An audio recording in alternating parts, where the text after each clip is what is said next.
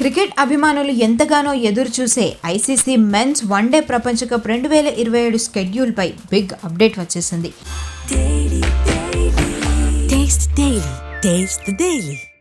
ఈ mega టోర్నీను 2027 October 1 నుంచి November 21 వరకు నిర్వహించేందుకు ఐసీసీ తాత్కాలిక తేదీలను ఖరారు చేసినట్లుగా తెలుస్తోంది. అక్టోబర్ 1 నుంచి 7 వరకు వార్మప్ మ్యాచ్లు జరిగే అవకాశం ఉంది. దక్షిణాఫ్రికా, జింబాబ్వే, నమీబియా దేశాలు ఈసారి ఈ మెగా టోర్నీకి ఆతిథ్యం ఇవ్వనున్నాయి.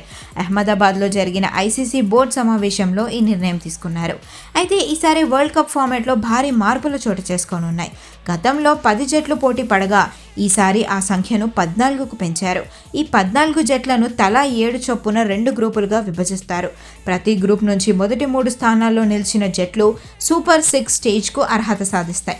ఆ తర్వాత నాకౌట్ మ్యాచ్లు జరుగుతాయి. డిఫెండింగ్ ఛాంపియన్ హోదాలో ఆస్ట్రేలియా టీం ఈ టోర్నీలో బరిలోకి దిగనుంది.